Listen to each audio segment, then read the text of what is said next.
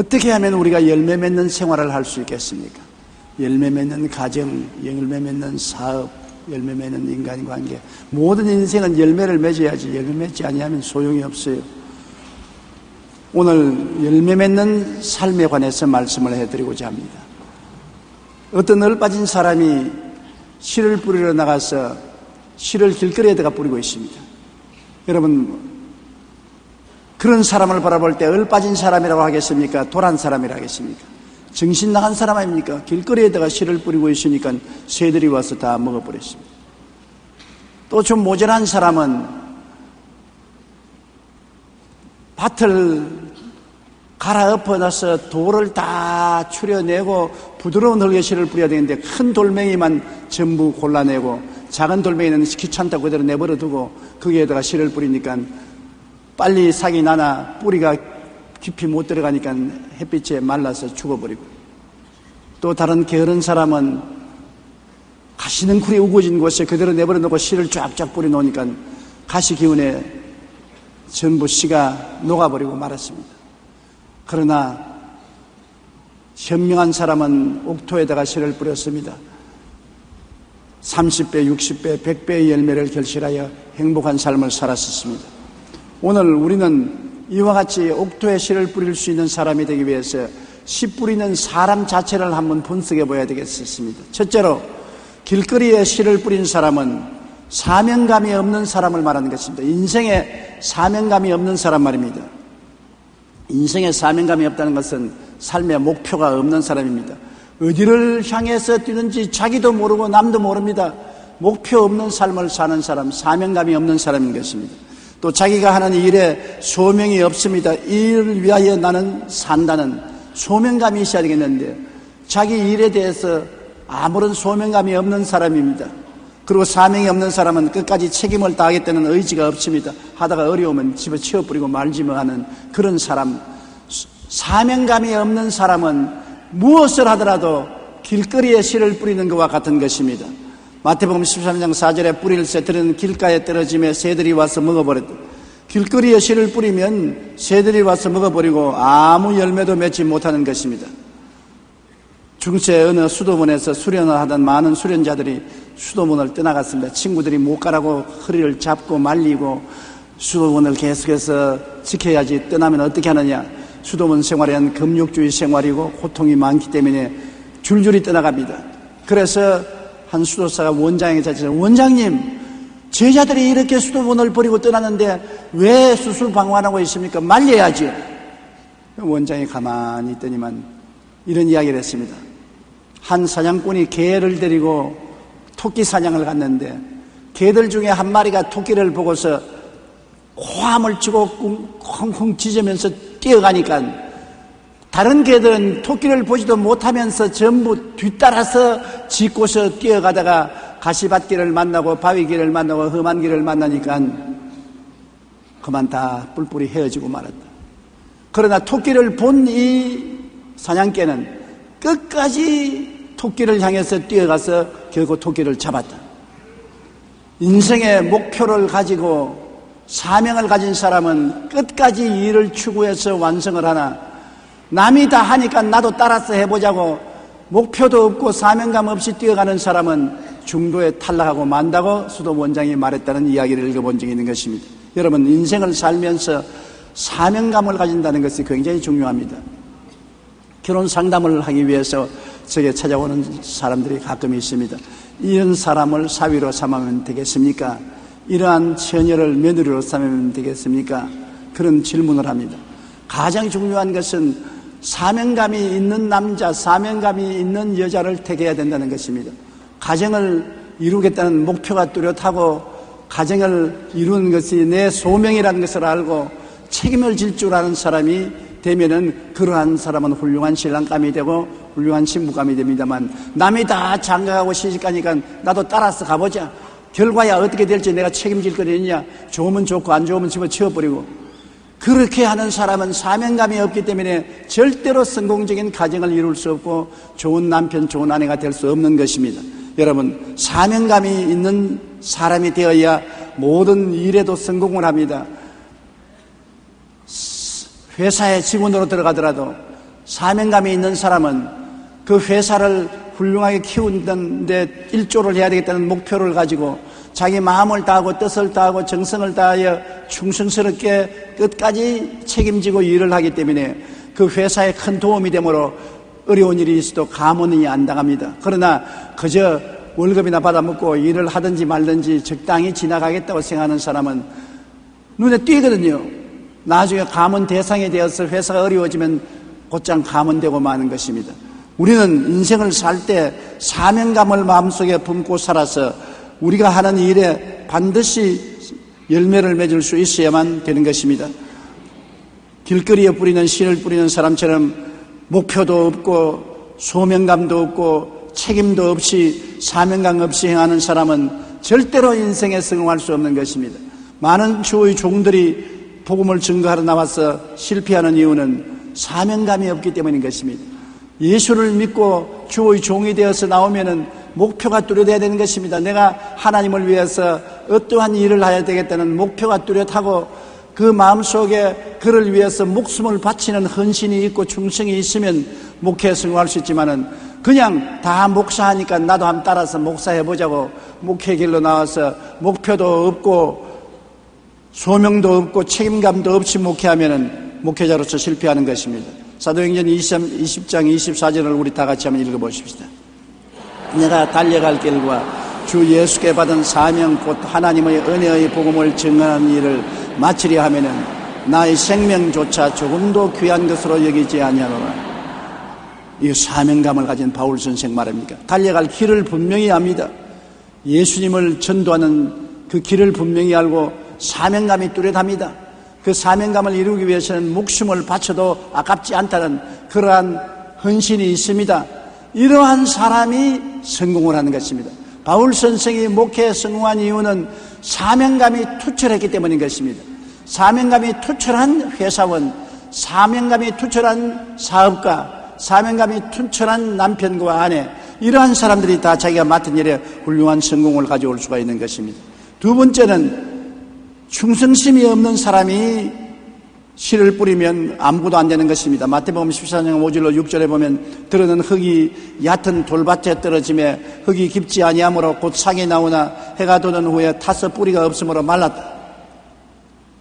참으로 농사를 지어서 곡식을 잘 수확하려고 하는 사람은 밭을 정비를 잘하지 않습니까? 제주도에 가니까 전부 밭 주위에 돌담을 쌓아놨어요. 왜 저 돌담이 저렇게 많으니까 제주도의 땅은 전부 돌로 되어 있어 그 돌을 치우기가 곤란하기 때문에 돌담을 쌓아놓았다는 것입니다. 그래도 돌담을 쌓아놓고 적은 돌, 큰 돌을 다 옮겨놓고 부드러운 흙에 씨를 뿌려서 곡식을 결실하게 만들고 있는 것입니다. 여러분, 흙이 좋아야 곡식을 심어서 열매를 맺을 수 있지 흙이 나쁜데 곡식을 심어서 열매를 맺지 못합니다. 그렇기 때문에 흙을 다 정비하기 위해서 굵은 돌, 잔돌을 다 집어치워야 되는데 충성심이 없는 사람은 될 대로 되어라 대가 눈에 보이는 큰 돌만 옮겨놓고 적은 돌은 그대로 내버려 놓고 씨를 뿌림으로 아무것도 안 되는 것입니다. 마음을 다하여 그 밭을 사랑하고 끝까지 돌보고 성실함으로 일을 해야 충성스러운 사람이 되는 것입니다. 우리 어릴 때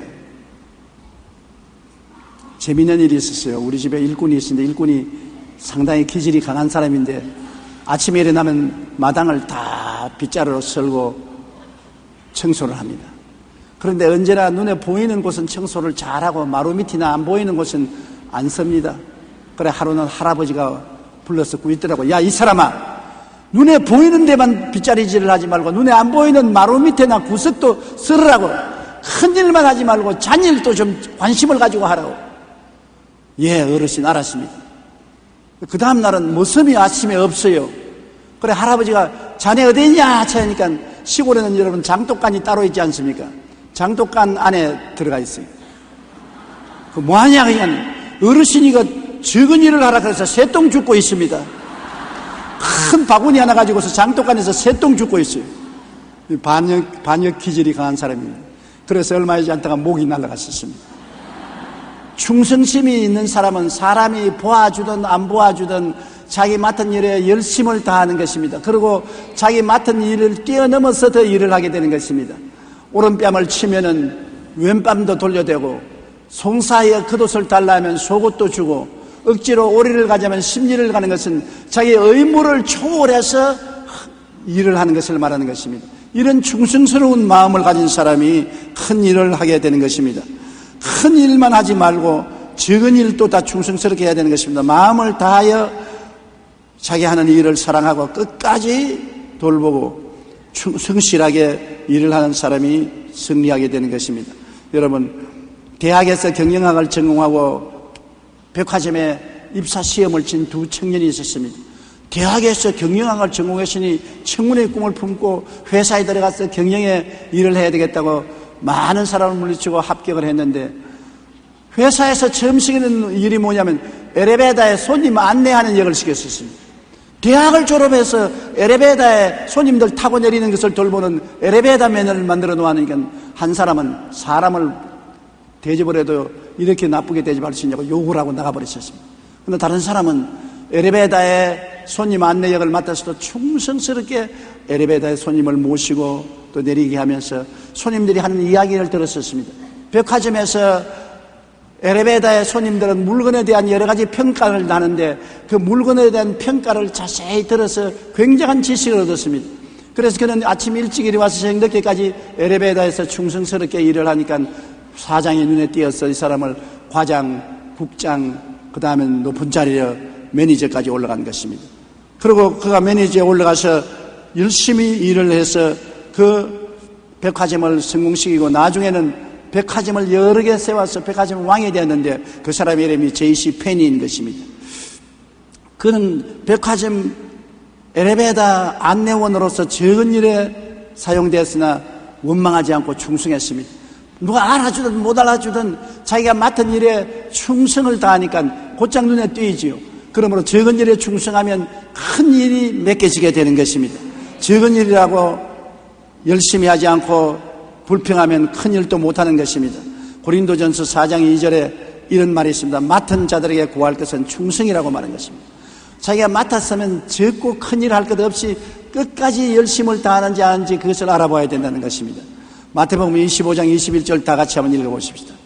그 주인이 이르되 잘하였도다 착하고 충성된 종아, 내가 적은 일에 충성하였음에 내가 많은 것을 내게 맡기리니 내 주인의 즐거움에 참여할지어다 하고, 여기에 보십시오. 주님께서도 말하기를 적은 일에 충성을 하면 많은 일을 맡기게 되고 주인의 즐거움에 참여하게 한다는 것입니다.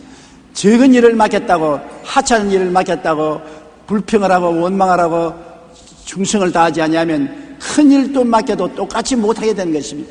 충성스러운 마음을 가진 사람은 밭에 씨를 뿌릴 때 큰 돌만 옮겨놓는 것이 아니라 작은 돌도 다 옮겨놓고 흙을 부드럽게 만들어서 씨를 뿌리는 사람이 충성스러운 사람인 것입니다. 이 세상에 오늘날 충성스러운 사람이 굉장히 부족한 때인 것입니다. 사람 눈에 띄면 열심히 일하고 눈에 띄지 않으면 게으름을 피우고 적은 일이라고 무시하고 멸시하고 천한 일이라고 안 하고 이렇게 함으로써 나라 경제가 발전되지 않습니다. 오늘날 어떤 큰 회사 노조들은 보니까 월급은 많이 받으면서 일은 자꾸 적게 하려는 것입니다. 일을 적게 하면 결국 회사가 망하게 되고 망하게 되면 월급도 못 받게 되는 것입니다. 회사가 흥하게 되면 돈을 많이 벌게 되고 많이 벌게 되면 돌아오는 월급도 많아질 수 있게 되는 것입니다. 자기 맡은 일에 충성을 다하면 결국 그것이 자기에게 30배, 60배, 100배로 돌아오게 되는데 충성은 다하지 않고 수입만 올리려고 하면은 어리석은 자가 되고 마는 것입니다. 그렇기 때문에 주님께서는 씨 뿌리는 자가 씨를 뿌려서 거두기 위해서는 충성스러워야 된다고 말하고 있는 것입니다. 셋째로 결실하는 사람은 헌신하는 사람이 되어야 된다는 것입니다. 마태복음 13장 7절에 들으는 가시 떨기 위해 떨어짐에 가시가 자라서 기운을 막았다고 하는 것입니다. 헌신이라는 것은 희생적으로 노력하는 것을 말하고 전신전력을 다하는 것을 말하고 끝까지 견디는 것을 말합니다. 탐욕이 무성해가지고서 게을러 빠져서 일은 안 하면서 열매는 거두려고 하기 때문에 안 되는 것입니다. 가시밭이 우거지도록 내버려 놓고 그 가시를 베고 뿌리를 뽑는 것이 싫어서 그곳에다가 씨를 뿌리는 것입니다. 이것은 헌신이 없는 사람을 말하는 것입니다. 헌신하지 않고 열매를 거둘 수 있는 일은 없는 것입니다. 가정도 부부간에 헌신을 해서 돌보아야 가정이 행복하게 되는 것이고, 사업도 사장이나 사원들이 다 헌신하고 희생을 해야 회사가 잘 되는 것이고, 나라도 국민들이 국가와 민족을 위해서 헌신하고 희생해야 나라가 잘 되는 것입니다. 그냥 가만히 내버려 놓고 일이 잘 된다고 생각하면 굉장히 오해를 하는 것입니다.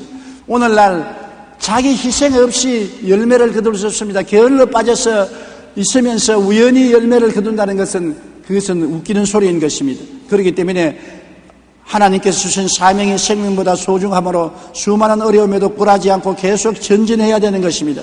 그 결과로 오늘날 훌륭한 사업도 쓰게 되고 교회도 쓰게 되고 하늘나라도 왕성하게 되는 것입니다. 로마서 12장 1절로 11절 있는 말씀을 우리 한번 읽어보십시다. 형제들아, 내가 하나님의 모든 자비하심으로 너희를 권하노니 너희 몸을 하나님이 기뻐하시는 거룩한 산 제물로 드리라. 이는 너희가 드릴 영적 예배니라. 부지런하여 게으르지 말고 열심을 품고 주를 섬겨라. 하나님이 기뻐하시는 제물로 내놓아야, 희생을 해야 복이 오지, 희생의 제물이 없는 곳에 영광의 은총도 임하지 아니하는 것입니다. 요한복음 12장 24절에 하늘의 밀이 땅에 떨어져 죽지 아니하면 하늘 그대로 있고 죽으면 많은 열매를 맺느니라. 우리 주 예수께서 우리 인생들을 구원하기 위해서 이 땅에 오셔서 자기 몸을 죽였지 않습니까? 하늘 보좌를 버리고 영광을 떠나서 인간의 어린 아기로 태어나서 30년 동안 인간으로서의 모든 고통을 다 다하면서 살았고, 30년에 헌신해서 3년 동안 복음을 전거하고 나중에 우리 죄를 대신 짊어지고 십자가에 몸짓고 피 흘려 죽으셔서 우리 죄를 청산했습니다. 여러분, 우리의 죄가 얼마나 크기 때문에 우리의 힘으로는 우리 죄값을 갚을 수가 없어요.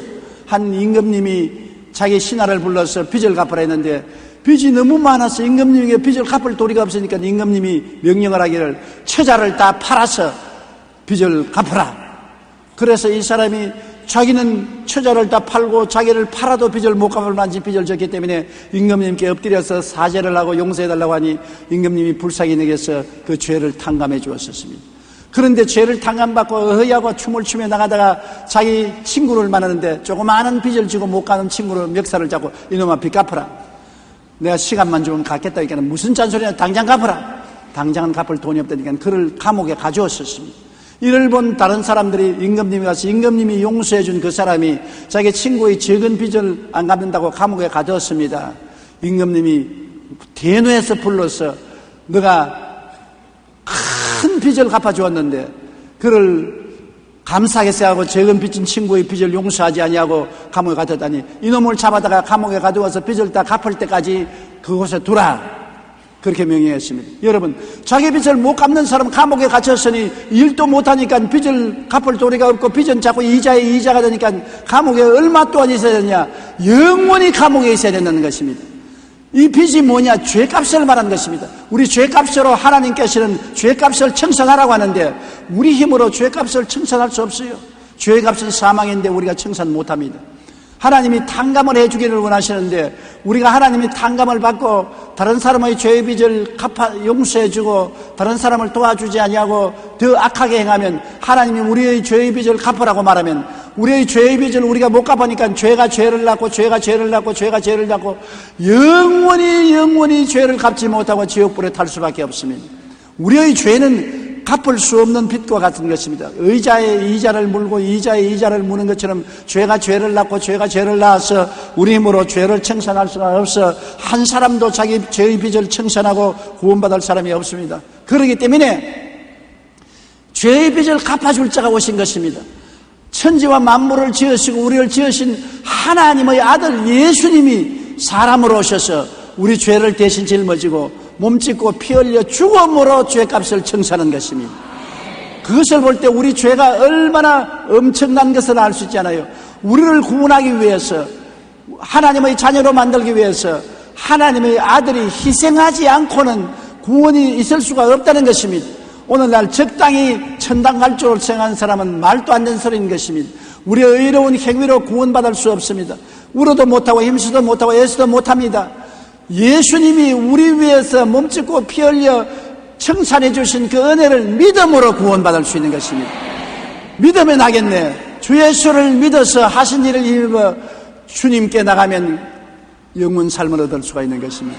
그렇기 때문에 우리가 구원을 주신 하나님의 은혜에 얼마나 감사해야 될지 모르고, 구원은 오직 예수를 믿음으로 말미암아 얻을 수 있다. 주님께서 우리를 구원하기 위해서 이렇게 희생을 했다는 것을 우리가 알고, 우리 구원이 우리에게는 값없이 받는 것이지만 하나님은 엄청난 희생을 했다는 것을 우리가 알아야 되는 것입니다. 넷째로 마태복음 13장 8절에 들어는 좋은 땅에 떨어지며 어떤 것은 100배, 어떤 것은 60배, 어떤 것은 30배 결실을 맺었느니라. 자, 이렇게 결실을 맺는, 열매를 맺게 하는 농부는 어떤 사람일까요? 그는 사명감이 있고 충성심이 있고 헌신하고 농사 짓는 것을 기쁘게 생각하고 게으르지 않고 열심을 품고 즐겁게 농사를 지었기 때문인 것입니다. 가정의 농사, 사업의 농사, 내가 직장의 농사도 사명감 가지고 충성심을 가지고 헌신적으로 즐겁게 일해야 열매를 맺지, 그렇지 않고는 결코 열매를 맺을 수가 없는 것입니다. 어떤 건축 회사에 한평생을 일하고 은퇴를 한 목수가 있었습니다. 사장님이 그 목수를 불러서 고맙다고, 한평생 고생을 많이 했으니 수고했다고, 그래서 퇴직금도 툭툭이 주고 칭찬도 해주고 표창도 해주었습니다. 그러면서 사장님이 나가는 사람, 여보세요, 좀 오세요. 이미 은퇴를 하고 퇴직금도 받았지만은 내가 집을 하나 잘 짓고 싶은데 마지막으로 집 한 채 짓는데 헌신해 줄 수 있습니까? 아니, 가만히 생각하니까 기분이 나쁘거든. 내 이미 은퇴하고 퇴직금도 받고 나가는 사람 보고서 또 집 한 채 지어달라니 고약하다. 그러나 여태까지 2년이 있어서 안 지어줄 수가 없어서 사장님 지어보죠. 그러니까 사장님 한 말이, 이거 내가 아주 귀하게 설 집인데 재료를 아끼지 말고 돈도 아끼지 말고 잘 지어달라고 하니까 속으로 나가면서 내가 미쳤는가 보다. 이미 퇴직도 하고 퇴직금도 받았는데 지시견대로 좋은 재료 가지고 집을 잘 지을 필요가 있냐. 그래서 집을 짓는데 재료도 제일 나쁜 재료를 갖다, 집도 아주 태풍이 불면 날아갈 정도로 판자친같이 집을 지었습니다. 그래 집을 다 지어놓고 난 다음 사장님이 와서, 사장님 분부대로 집을 지었으니 집을 인수하십시오. 아니 그거 내가 인수할 걸 아니냐. 그럼 뭐 할 겁니까? 자네가 우리 회사 위해서 너무나 오래 고생했기 때문에 자네에게 선물로 주려고 내가 지은 집이 있어요. 그 목공은 그 자리에 주저앉아 버렸었습니다. 왜냐하면 끝까지 그가 그 회사에 대한 사명감과 충성심과 희생을 가지고 즐거움으로 집을 지었더라면 박 터졌을 것인데, 일생을 그는 살면서 그렇게 살았는 것입니다. 사명감도 없이 충성심도 없이 헌신도 하지 않고 할 수 없이 입에 불칠하기 위해서 일했기 때문에 그것이 나중에 심은 대로 거둔다고 자기에게 돌아오게 된 것입니다. 사람이 무엇으로 심든지 그대로 거둔다고 말한 것입니다. 갈라디아서 6장 7절로 9절을 우리 다 같이 한번 읽어보십시다. 스스로 속이지 말라. 하나님은 업신여김을 받지 아니하시나니 사람이 무엇으로 심든지 그대로 거두리라. 자기의 육체를 위하여 심는 자는 육체로부터 썩어질 것을 거두고 성령을 위하여 심는 자는 성령으로부터 영생을 거두리라. 우리가 선을 행하되 낙심하지 말지니 포기하지 아니하면 때가 이름에 거두리라. 포기하지 아니하고 끝까지 사명감 가지고 충성스럽고 희생적으로 즐거움을 가지고 일을 하면은 거두게 되는 것입니다. 그러나 이와 정반대되는 이야기가 하나 있습니다. 가난한 청년이 귀족의 집에서 정원사로 일을 하는데 아주 아침에 일찍 와서 저녁에까지 정원의 나무들을 잘 가꾸고 꽃들을 잘 돌보고 난 다음 나무를 심어놓은 화분에 아름다운 조각을 합니다. 조각을 열심히 땀을 뻘뻘 흘려가면서 하고 퇴근 시간은 지났는데도 조각을 하고 그림을 그리는. 그래야 주인이 와서, 야, 이 사람아, 이렇게 한다고 내가 월급 들을 줄 알아?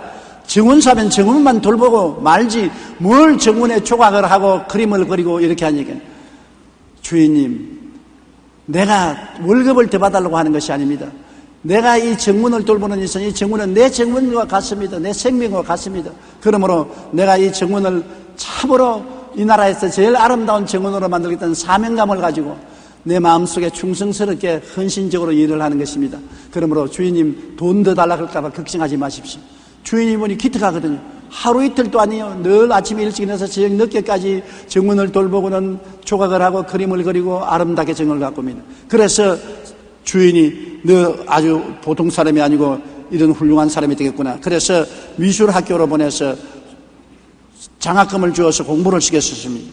미술학교에 가서 공부를 하고 나와서 이 사람은 나중에 누구냐? 세계적인 조각가인 미켈란젤로가 된 것입니다. 미켈란젤로라면 모르는 사람이 없지요. 그러면 이렇게 될 수 있는 것은 자신이 맡은 일에 기쁨으로 충성을 다할 때 귀한 열매를 맺을 수 있는 것입니다. 자기가 맡은 일에 자기 것이라고 생각하고 사명감을 가지고 나는 이 일을 위해서 부름을 받았다. 이 일을 이루고야 내가 사는 보람에 있던 사명감을 가지고 적고 큰 일을 끝까지 충성하고 희생적으로 봉사하며 즐거움을 가지고 일하면 성공하게 되는 것입니다. 오늘날 일의 성공과 실패는 그 사람의 지혜와 총명과 모략과 재능과 지식이 얼마나 많은 것보다도 사람 됨에 있는 것입니다.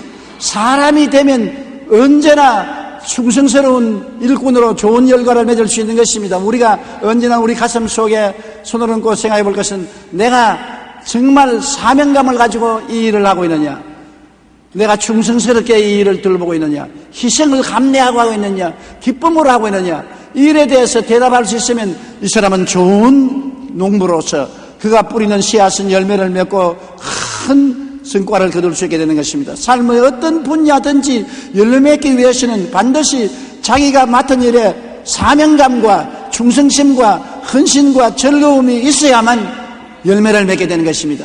이런 성품이 없으면 아무리 대학을 졸업하고 재주가 있고 기술이 있고 능력이 있어도 소용이 없습니다. 사람이 돼야지. 사람이 되지 않고는 직장인도 되지 않고 정치인도 될 수 없고 교역자도 될 수 없는 것입니다. 그러므로 여러분 사람을 볼 때 언제나 사명감과 충성심과 헌신과 마음의 기쁨을 가지고 긍정적으로 일을 하느냐인지 살펴보고 그러한 사람을 얻으면 천금을 얻은 것보다 낫습니다. 이러한 사람들이 모이면 모든 일을 성공적으로 이룰 수가 있게 되는 것입니다. 우리 하나님께서 찾으시는 하나님의 백성들도 이러한 분인 것입니다. 예수를 믿고 하나님을 섬기는 것이 내 사명인 줄 알아야 되는 것입니다. 내가 예수를 믿고 하나님을 섬기기 위해서 이 땅에 태어났다고 생각해야 되는 것입니다. 만일 이 일을 하지 않으면 내가 태어난 목적이 없다는 것을 생각하고 내 삶의 근본적인 목적이 주님을 섬기고 하나님을 영화롭게 하는 것이 나의 삶의 최고의 목적이요 나의 부르심이라는 것을 가지고 우리가 예수를 믿어야 되고, 우리는 예수를 믿되 충성스럽게 믿어야 되는 것은 사람이 볼 때 잘 믿고 사람이 안 볼 때 안 믿는 사람 되지 말고, 사람이 없을 때도 기도하고 있을 때도 기도하고 없을 때도 성경 읽고 있을 때도 성경 읽고, 사람이 보는 데만 전도하지 말고 사람이 안 봐도 전도하고, 사람이 보는 데만 헌금하지 말고 사람이 안 봐도 헌금하고, 끝까지 크고 적은 일에 충성을 다하는 성도들이 되어야 될 것입니다. 그리고 헌신해야 돼요. 내게 손해가 오더라도 내게 고생스럽더라도 희생을 하고 시간 내고 물질 내고 몸들여서 주님을 섬겨야 되고, 하나님 앞에 늘 마음의 기쁨을 가지고 찬미하고 감사하며 나가면 하나님이 그러한 사람을 들어서 이 세상에서 복을 줄 뿐 아니라 천당까지 맡기는 것입니다. 적은 일에 충성한 자는 큰 일도 맡겨주는 것입니다. 그래야 주님께서 30배, 60배, 100배의 열매를 맺는 귀한 역사를 우리 통해서 나타낼 수가 있는 것입니다. 우리 고개 숙여 기도드리겠습니다. 사랑이 많으신 우리 아버지 하나님, 우리가 주님의 태감을 받고 주님의 예정을 입어서 하늘나라 백성이 되었는데, 우리 하늘나라에서 사명감을 갖고 하나님께 충성을 다하여 섬기고 헌신하여 희생적으로 봉사하며 마음의 긍정적인 기쁨을 가지고 주님 앞에 생활하게 도와주시옵소서. 우리가 무엇을 하든지 사명감과 충성심과 헌신과 긍정적인 즐거움을 잊지 않고 하여 열매를 맺는 우리들이 다 되게 도와주시옵소서. 예수님 이름으로 기도드리옵나이다. 아멘.